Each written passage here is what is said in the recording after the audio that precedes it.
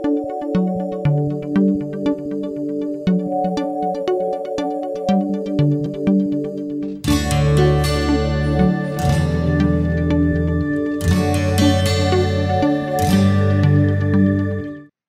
a todos e a todas, meu nome é Elisa Cruz e enquanto a gente estiver nessa quarentena, eu vou tentar dar alguma colaboração para a gente prosseguir não só os estudos, mas o conhecimento jurídico em geral.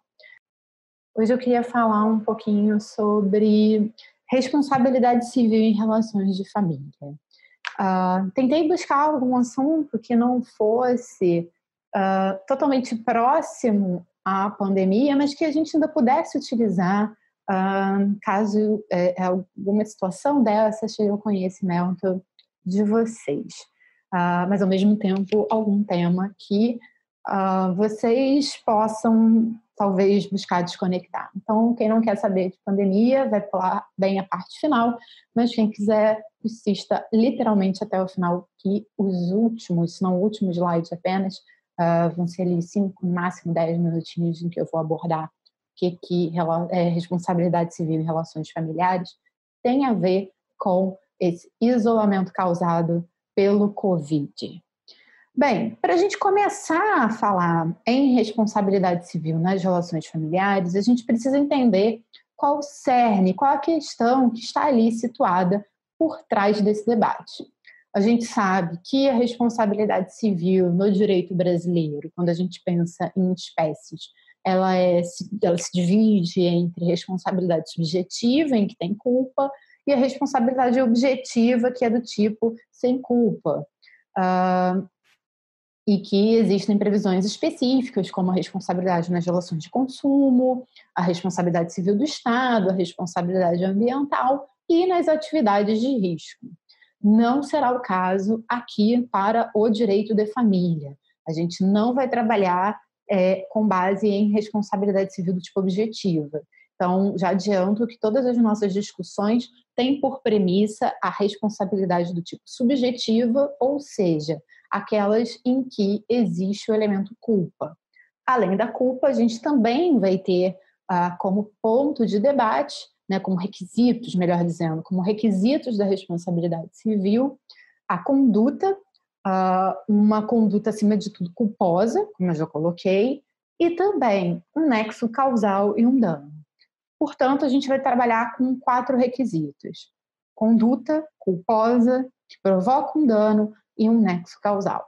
Sobre isso, eu remeto às aulas e aos livros e nossos materiais de referência de responsabilidade civil. O que eu quero é pegar esse conjunto de assuntos e aplicá-los ao direito de família. E qual é o problema, qual é a grande dificuldade que a gente se situa aqui? Primeiro, lá na parte da teoria da responsabilidade civil, o que a gente pensa, maioria das vezes, mas a base nós temos 2 interesses ou vários interesses que são tutelados, que são protegidos pelo nosso ordenamento jurídico.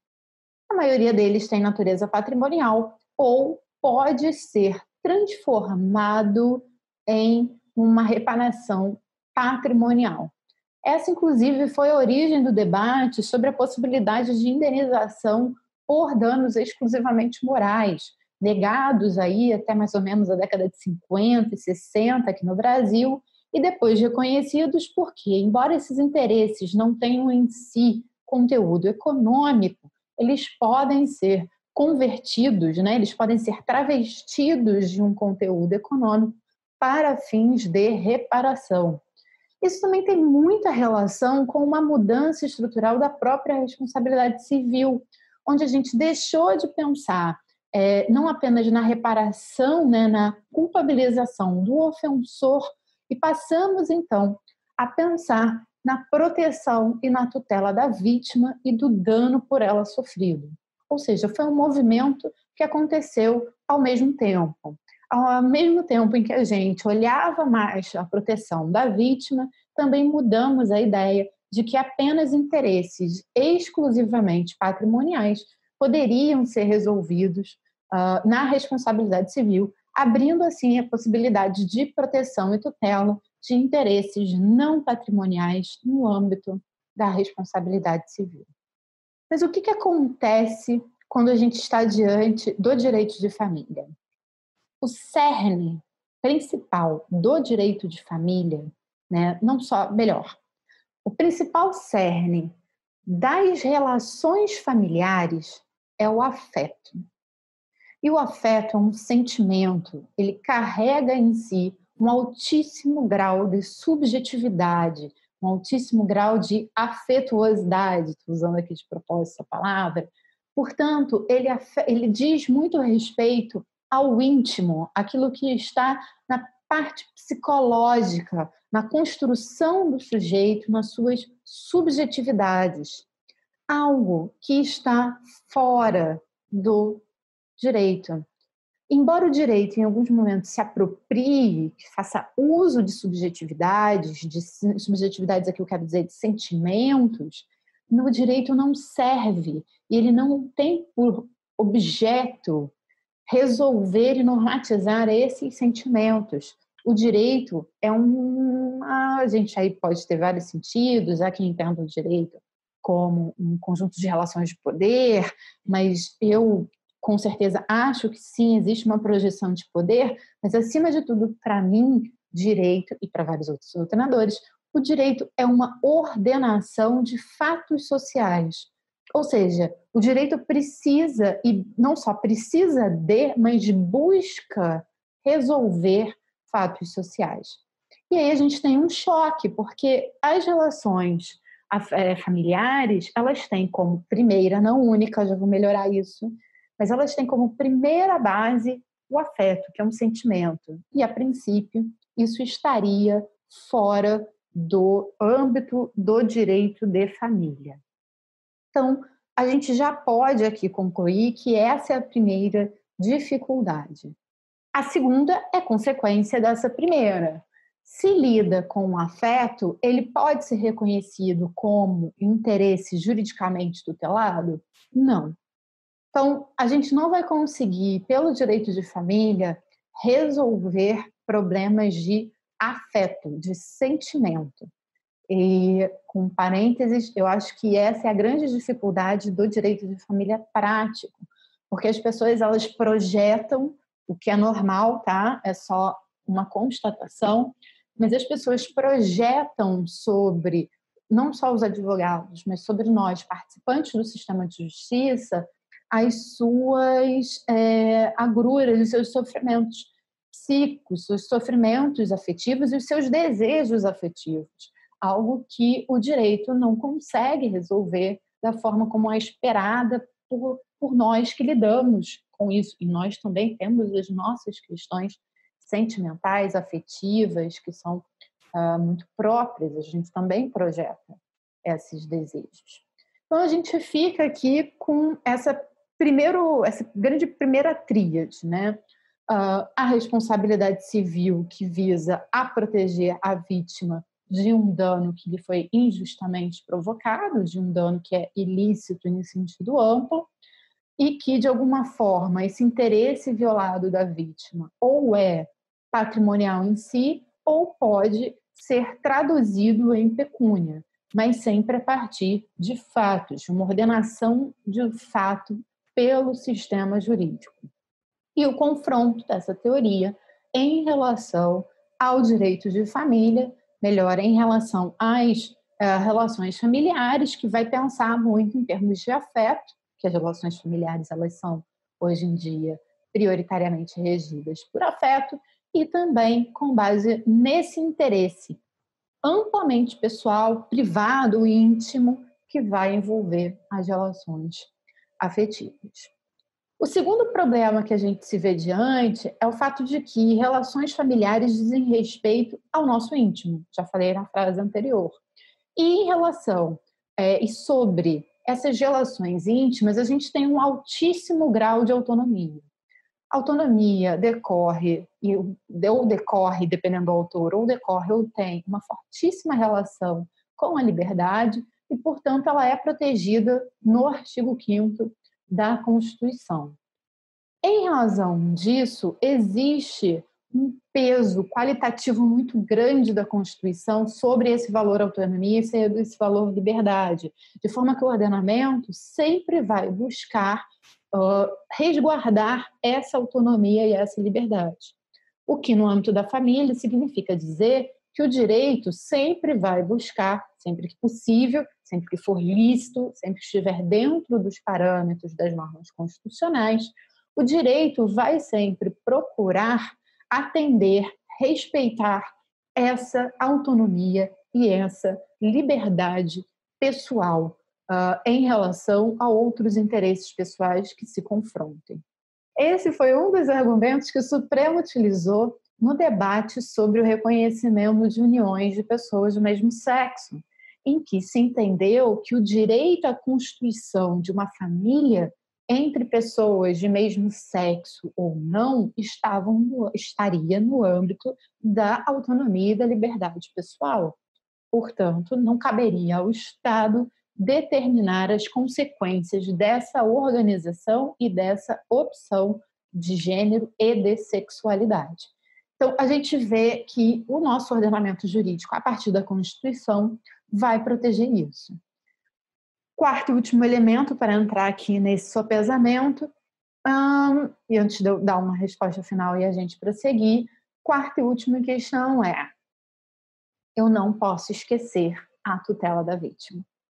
Porque eu não posso esquecer a mudança da teoria da responsabilidade civil, que também não foi uma mudança desconectada ou descontextualizada em relação à Constituição. A mudança da teoria da responsabilidade civil, pensando na vítima e na proteção dos interesses da vítima, também atende a um valor constitucional, que é o valor solidarismo. A ampliação, a mudança entre pensar, ao invés de punir, mas no lugar de punir o agressor, preservar o interesse da vítima, tem a ver com a moldura da solidariedade constitucional. Então, a gente, ao mesmo tempo, vai ter que lidar com os interesses da vítima, que são ou podem ser interesses tutelados pela Constituição, mas também iremos lidar com aspectos de autonomia e liberdade e de sentimentos, e aí sentimentos vão envolver todas as partes dessa relação, em relação a quem a gente chamaria de ofensor dentro da teoria da responsabilidade civil. Esse conjunto de pontos, de 4 pontos que eu coloquei, eles vão ser refletidos na doutrina e na jurisprudência a partir de 2 grandes teorias. A primeira delas vai reconhecer que é completamente inviável falar em responsabilidade civil em relações familiares e, portanto, no próprio direito de família, porque seria inviável que o ordenamento jurídico ingressasse nesse âmbito pessoal e sentimental das pessoas para resolver. A saída, portanto, seria utilizar a teoria geral da responsabilidade civil quando ela pudesse ser aplicada. Exemplo, talvez mais simplório que eu possa oferecer, casos de agressões dentro do âmbito familiar, casos de, vou especificar um pouquinho mais, violência de gênero, violência doméstica. Nesse caso, existe uma lesão concreta à integridade psicofísica que pode ser tutelada diretamente pelo artigo 186 do Código Civil e artigo 927 do Código Civil. Portanto, esse caso, eu aplicaria a teoria geral e não haveria nenhuma dificuldade, eu não precisaria de nenhum recurso a alguma categorização específica ou nenhuma especificidade do direito de família para aplicar a teoria da responsabilidade civil. Ao mesmo tempo, a gente vai também, esse conjunto ali voltando de 4 fatores, pode levar também a uma segunda aplicação, em que, ao lado do que a gente pode chamar de ilícitos absolutos, que é o da primeira corrente, no primeiro entendimento, seria possível também a possibilidade de responsabilização quando houvesse violações de normas específicas de direito de família. Já vou entrar nisso mais um pouquinho, mas seria ali por exemplo, as violações a deveres de conjugalidade, como, por exemplo, os deveres na união estável e no casamento. Gente, tomando um chazinho para a gente ficar mais próximo. Como a doutrina e a jurisprudência se posicionam? Bem, a Maria Celina Bodin tem um artigo que é sobre responsabilidade civil. Eu vou pegar daqui a pouquinho o livro, sem querer eu deixei ele guardado, em que ela argumenta que na doutrina a gente segue a segunda opinião, ou seja, de responsabilidade civil por violação de deveres específicos, e a jurisprudência ela segue a primeira opinião de ilícitos absolutos. Esse texto foi escrito em 2010, então de lá para cá a gente já teve algumas mudanças. Então eu diria que hoje tanto doutrina quanto jurisprudência parecem se inclinar em relação ao primeiro entendimento de sempre existência de ilícitos absolutos. Ou seja, ao que parece, nem doutrina nem jurisprudência hoje, a gente está aqui gravando em 2020, elas entendem a possibilidade de violação de deveres específicos. Óbvio, não tenho como esgotar a doutrina porque existem milhares de publicações.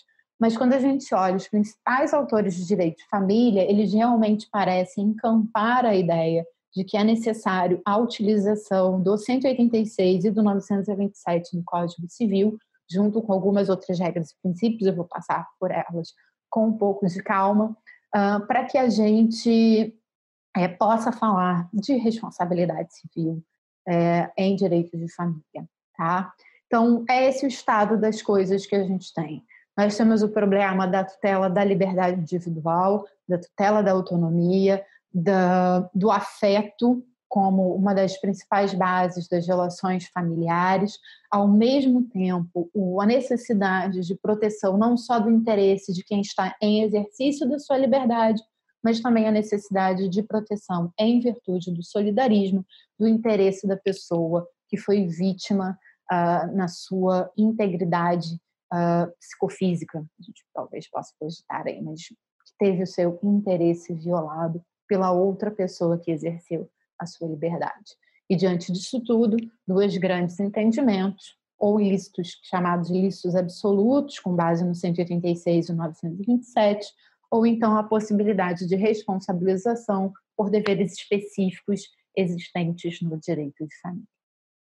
Com base nisso, eu queria tratar de 3 grandes situações com vocês.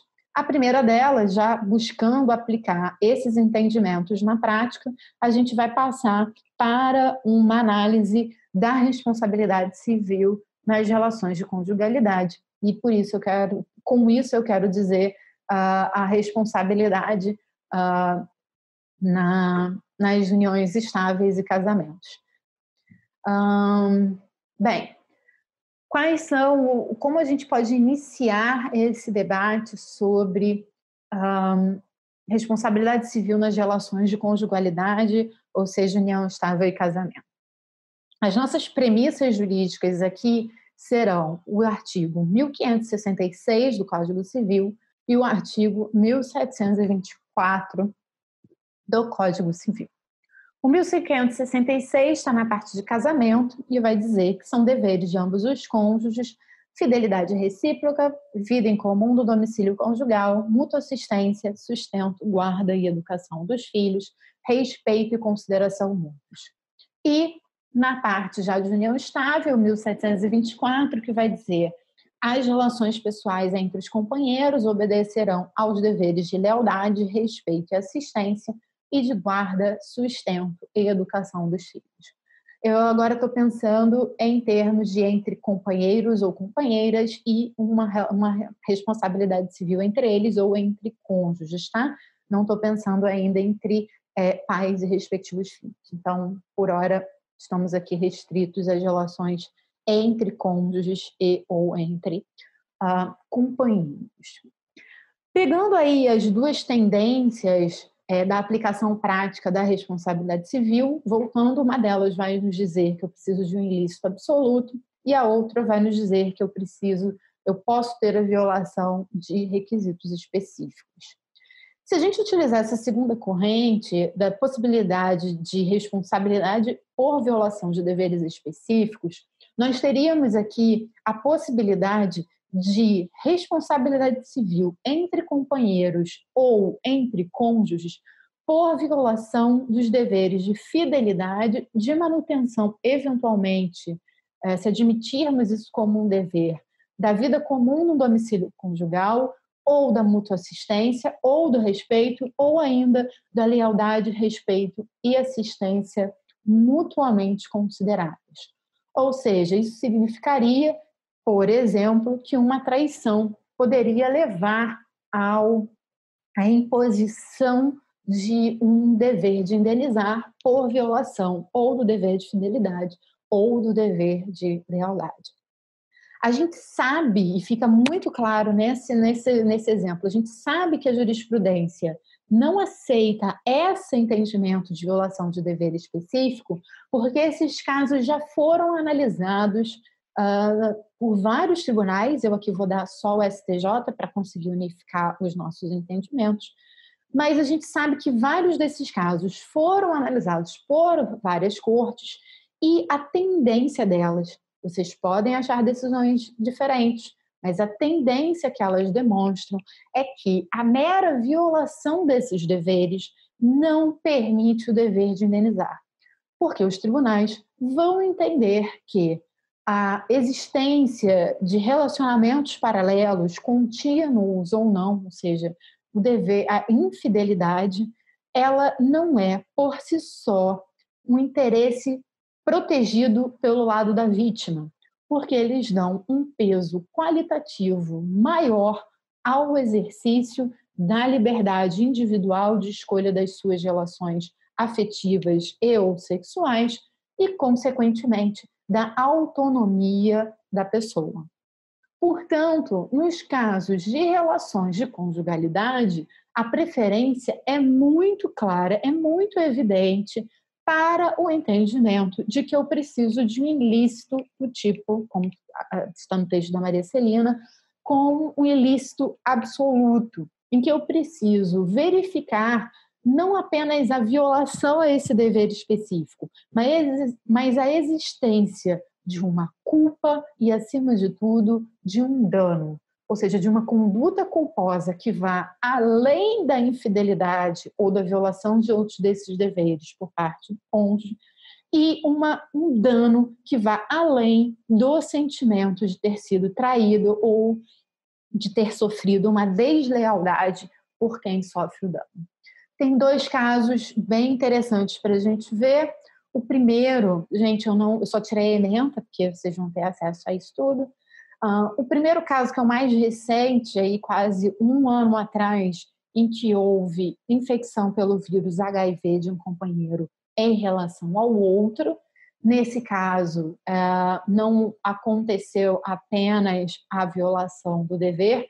Não é importante aqui saber se traiu ou não, mas se a pessoa tinha consciência que foi infectada ou se violou a confiança e acabou gerando a infecção, ambos os casos são passíveis de indenização, porque, e aqui foi a solução, porque existe algo além da deslealdade no não contar. O que me preocupa é se a gente tivesse aqui, se tivesse um caso similar em que a pessoa sequer soubesse que tinha sido infectada, ou seja, ela, por algum acidente ou alguma circunstância em que ela não concorreu, ou seja, em que ela não haja contribuído para a infecção, não só de HIV, a gente pode pensar em várias outras doenças, mas em que ela não concorreu para a infecção e ela provoca. Eu acho que nesses casos não há o elemento culpa, porque a pessoa não teria agido de forma fora de um padrão normal de conduta e, por isso, excluiria a responsabilidade civil. Nesse caso aqui, Eu já não me recordo se a pessoa sabia e não contou e não se protegeu, ou se ela havia o risco de infecção e ela não teve os padrões normais de conduta e acabou infectando a parceira. Mas em um ou outro caso, por favor, leia, eu já não lembro exatamente esse caso, mas é uma hipótese em que a gente vê que vai além do simples descumprimento dos deveres conjugais. Um outro caso, já mais antigo, mas tão importante quanto, foi um caso esse sim, de infidelidade, em que a esposa foi infiel em relação ao marido e o marido acaba por ajuizar uma ação em face tanto da ex-esposa como do terceiro, do homem com quem essa esposa se relacionava. E o tribunal exclui o terceiro, diz que esse terceiro não tinha nenhum dever em relação a esse homem que foi traído, mas a esposa ela acaba sendo responsabilizada. E esse acordo é interessante porque nele fica explícito em que o STJ exclui a responsabilidade apenas pela infidelidade. O que leva esse caso à preservação da responsabilidade da mulher é o fato de que ela tinha consciência de que estava grávida desse outro homem com quem ela se relacionava, ela sabia a verdadeira paternidade do filho que ela acabou vindo a ter e ela conscientemente omitiu e permaneceu em omissão em relação, agora já ex-marido, por muitos anos, fazendo acreditar numa paternidade biológica que não existia. Então, esses dois casos mostram bem que a mera violação dos deveres conjugais, ela não é suficiente para a responsabilidade civil. Então, era isso que eu tinha para falar em relação à responsabilidade civil nas relações conjugais. A gente agora passa para o segundo ponto, que é a responsabilidade civil na filiação. E aqui eu quero fazer uma bipartição, por isso que vão ser 3 pontos. O primeiro deles é sobre a responsabilidade civil em relação a crianças, adolescentes e outros incapazes, porque aqui eu tenho uma incidência do princípio do melhor interesse, seja o melhor interesse da criança, previsto no artigo 227 da Constituição, ou o melhor interesse do incapaz, que está ali previsto no princípio da dignidade da pessoa humana, nos artigos 3º e 5º da Constituição. Então, toda vez que a gente tiver crianças, adolescentes incapazes, a gente tem uma relação muito específica e princípios próprios incidindo. Vou voltar aqui para a tela. Vamos lá. Quais são as bases jurídicas que a gente tem? Espero que esteja aí. Em primeiro lugar, eu já citei o artigo 227 e, em segundo lugar, a gente pode também citar como fonte jurídica o artigo 1634 do Código Civil, que diz: compete a ambos os pais, qualquer que seja a sua situação conjugal, o pleno exercício do poder familiar que consiste em relação aos filhos. E aí descreve uma série de condutas que são exigidas dos pais. Embora esse artigo ele detalhe bastante tudo que se espera dos pais, o que ele quer significar, principalmente quando se junta a ele com o 227, é que os pais têm um dever de cuidado. Aos pais e ou mães, é dever jurídico exercer a parentalidade de uma forma responsável, ou seja, uma vez que as pessoas ingressem nessa qualidade de pais ou mães, ou seja, a partir do momento que eles tenham filhos, é dever imposto pelo ordenamento a esses pais ou essas mães zelar pela assistência material e moral em relação aos seus filhos. E a esse cuidado, a esses deveres de assistência, a gente chama de cuidado jurídico ou dever de cuidado. Portanto, é possível sim haver falha e omissão ou violações de forma geral no dever de cuidado dos pais em relação aos filhos.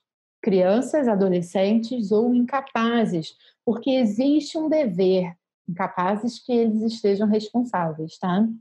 Porque em relação a eles, existe um dever de cuidado definido pelo ordenamento, que, vou repetir, ele é traduzido nos deveres de assistência material e moral. A grande questão é que a assistência material, o nosso ordenamento, ele resolve praticamente via alimentos. Pelo menos até agora, não conheço nenhum doutrinador que tenha criado alguma tese diferente. Portanto, pelo menos até esse momento, eu posso dizer que a assistência material ela é assegurada via alimentos. Ajuizamento de processos de conhecimento, execução de alimentos e todos os instrumentos de coerção ao pagamento de alimentos que o ordenamento nos coloca. Mas sempre existiu muita dúvida se era possível algum instrumento ou se existiria algum dever de assistência não alimentícia, não material em relação aos filhos. E depois de um longo período de evolução, o direito brasileiro, e aqui fico tranquila em colocar que o ordenamento caminha já desde 2006 bem uníssono em relação a essa conclusão de que sim, pode haver violação do dever de assistência moral ou afetiva em relação aos filhos. O grande cuidado que a gente tem que ter é que não se trata de tutela do afeto, porque, novamente, voltando às primeiras menções que eu falei aqui hoje, não é possível a tutela do afeto pelo direito. O que o direito vai fazer é tutelar a afetividade. Portanto, isso é resolvido com base no dever de cuidado, no dever objetivo de prestar a assistência aos filhos que sejam menores de idade. Tá? Então, quando a gente fala na famosa frase que a responsabilidade civil ganha uma expressão muito própria, que é o abandono afetivo, eu não gosto, eu prefiro falar em abandono moral, mas a expressão que se popularizou é a do abandono afetivo. Isso significa que existe uma violação do dever moral, do dever de assistência, de cuidado moral. Não é o estar, é o não desenvolver e não se preocupar e não prestar assistência ao desenvolvimento psicofísico e não patrimonial em relação à criança. E isso pode ser objetivamente aferido. A gente vai continuar exigindo que haja uma conduta culposa, um dano que é esse prejuízo em que a criança ou adolescente foi colocado e um nexo causal entre essa violação de dever de cuidado e sim esse dano que a criança ou adolescente sofre. E eu trouxe aqui para a gente um dos casos mais recentes do STJ, mas a origem é desde 2006, em que o STJ novamente reafirma sua jurisprudência em possibilidade de condenação ao dever indenizar em razão de abandono moral e material em relação aos filhos. O último ponto que eu biparti sobre as relações de filiação já é sobre quando a gente tem uma família, a gente está diante apenas de interesses de pessoas adultas. Antes eu falei dos pais em relação a crianças e adolescentes, e agora a gente tem que pensar esse dever de cuidado em relação a pessoas adultas.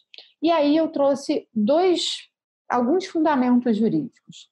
Primeiro, a gente tem lá toda a parte de configuração do parentesco, mas especificamente em relação a alimentos, nós temos os artigos 1694, 1696 e 1697, que prevêem a obrigação recíproca alimentar entre ascendentes e descendentes, e de forma complementar e subsidiária em relação de uma pessoa em relação aos seus colaterais. E, por fim, nós temos o artigo 3º da Lei 10.741 de 2003, que é o Estatuto do Idoso. E, bem, nesse artigo, numa redação que lembra bastante a redação do 227 do próprio ECA, temos ali o dever da família em assegurar a proteção da pessoa idosa. Bem, se eu estou aqui falando de pessoas adultas, eu preciso considerar um universo um pouco mais vasto. Então, eu posso ter pais e filhos adultos, envolvendo ou não pessoas idosas, mas eu também posso ter ali irmãos, irmãs, tios ou tias e uma série de outras relações de parentesco. Bem, ao menos até agora, não se conhece, pelo menos eu não conheço na doutrina, nem na jurisprudência, eu fiz uma pesquisa bem ampla por hoje, nenhuma situação em que se trabalha a ideia de violação de dever de cuidado entre pessoas adultas que tenham um grau de parentesco, que guardem entre si grau de parentesco. As discussões que existem, elas se encerram, portanto, elas estão totalmente voltadas e pensadas para a proteção via alimentos. Então, a gente vai aplicar toda a teoria de alimentos, em que primeiro se recorre aos ascendentes, se não houver aos descendentes, e se não houver aos irmãos como parentes de segundo grau. Fora isso, não há possibilidade alimentar, e fora dessas situações, se eu, pelo menos, não conheço ainda ninguém que trabalhe um desenvolvimento da teoria de solidariedade e dever de cuidado no âmbito do parentesco. Mas já existe, já está sendo muito bem trabalhado com base no dever de solidariedade e também com base na proteção de pessoas idosas como grupo que merecem especial cuidado, o dever de proteção dos pais pelos filhos quando os pais estão já entram, são qualificados como pessoas idosas. Nesse ponto, já existem alguns estudos, não localizei jurisprudência no STJ, mas já existem alguns trabalhos doutrinários que vão sustentar a existência desse dever de cuidado ao inverso dos filhos em relação aos pais, propondo, assim, em grau máximo, que ocorra, sim, uma responsabilização civil em relação aos filhos que deixam de prestar os cuidados em relação aos pais que já estão nessa idade de maior vulnerabilidade da vida. Então, a gente já começa a ter esses debates, até porque o envelhecimento da população é um processo em revolução e temas como pessoas idosas acabam conquistando maior pauta à medida que eles se tornam mais urgentes, um pouco mais visíveis. Então, saibam que o dever de cuidado existe não apenas em relação dos pais em relação aos filhos, mas também é uma recíproca dos filhos em relação aos pais. E a gente vai usar esse conjunto aqui de fundamentos jurídicos para sustentar essa tese. Para finalizar, e como a Covid e o isolamento afetam esses debates, né? A gente tem aí um período em que todos nós devemos nos manter sempre que possível em casa, mantendo um afastamento individual com as outras pessoas, de forma a reduzir o impacto e reduzir a rapidez da disseminação do vírus Covid-2, de modo assim, não só diminuir o impacto sobre a saúde individual das pessoas com quem a gente possa ter contato, mas também com um pensamento de saúde coletiva para afetar menos de uma forma conjunta ou simultânea a rede de saúde. Bem, isso gera alguns questionamentos. Vou de trás para frente. Em relação às pessoas, vou de trás para frente, não, vamos lá. Em relação à convivência em geral, o isolamento ou o afastamento, eles dispensam a convivência? Não, na medida em que elas podem ser mantidas. Pais, mães, em relação aos seus filhos e em relação aos seus próprios pais, devem manter o máximo possível a convivência que antes tinham. Essa convivência nem sempre poderá ser do tipo física, em razão da necessidade do afastamento físico, mas nós podemos ter sempre que possível a convivência por outros meios, vamos chamar aqui de meios virtuais, mas um telefonema também entra nessas possibilidades. Um afastamento, um contato, um telefonema também entra nessa possibilidade de convivência virtualizada. Isso significa que os filhos que precisam prestar assistência em relação aos seus pais, principalmente os idosos, que nesse grupo estão em maior vulnerabilidade, têm que manter esse dever de cuidado e podem no futuro ser responsabilizados? Sim, por isso eu falei aqui nessa aula. Por isso é que eu fiz questão de citar esse dever de cuidado, porque sempre existe essa possibilidade. E em relação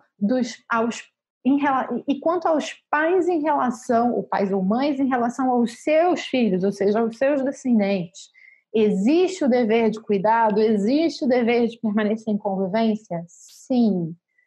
Existem muitas teses, principalmente sobre guarda, que estão surgindo, mas, pelo menos, o entendimento que eu tenho adotado, seguindo aqui algumas professoras que eu tenho bastante contato, já li alguns materiais, como Joiciane Barbosa, como Ana Luísa de Moraes e algumas outras, se for possível manter a convivência física sem maiores riscos para as pessoas envolvidas, ela tem que ser feita, ela vai acontecer. Até porque manter a guarda, ou seja, a convivência física apenas com dois genitores, seja ele os pais ou mães, sobrecarrega excessivamente esse genitor que está naquele momento com aquela criança ou adolescente, porque é ele quem tem que lidar 100% do dia com as necessidades da criança, com as suas necessidades, com a casa, o trabalho doméstico e, eventualmente, muitas das vezes, na verdade, com o trabalho externo. Então, pensar num compartilhamento, numa divisão dessa convivência é essencial para que haja um equilíbrio possível dentro dessa situação entre os ônus que são suportados ou são realizados, que existem inerentemente à parentalidade. A grande questão que se coloca aqui, juntando com o tema que é a responsabilidade civil, e se ou forem colocados obstáculos ao exercício dessa convivência? Então, vamos supor, é possível a convivência física, mas há recusa. Ou não é possível a convivência física, mas é possível alguma convivência virtualizada, mas ela é impedida. Bem, além disso representar uma violação de dever de cuidado, não o cuidado que a pessoa presta, mas isso é um impedimento à convivência com o outro, essa conduta específica ela pode vir a configurar alienação parental. Eu tenho várias restrições, vários receios de colocar isso assim, a gente pode tratar isso numa aula futura, mas colocar óbices irrazoáveis com o objetivo de impedir o convívio de uma criança ou adolescente com seu outro genitor, com o objetivo de restringir e prejudicar esta relação, ou conscientemente de que essa atitude vai prejudicar esse relacionamento, é uma violação de dever de cuidado, e é uma violação de dever de cuidado que a gente especificamente qualifica como alienação parental. Então, nesse tempo em que o afastamento ele é uma regra, né, uma necessidade de saúde individual e coletiva, sempre que possível, manter a convivência física, não sendo possível, assegurar instrumentos de convivência virtual ou virtualizada de pais, mães e seus respectivos filhos. E sempre que possível, também com os avós, com outros irmãos. A convivência, não importa aqui como ela vai acontecer, mas a convivência com membros familiares ela é importante.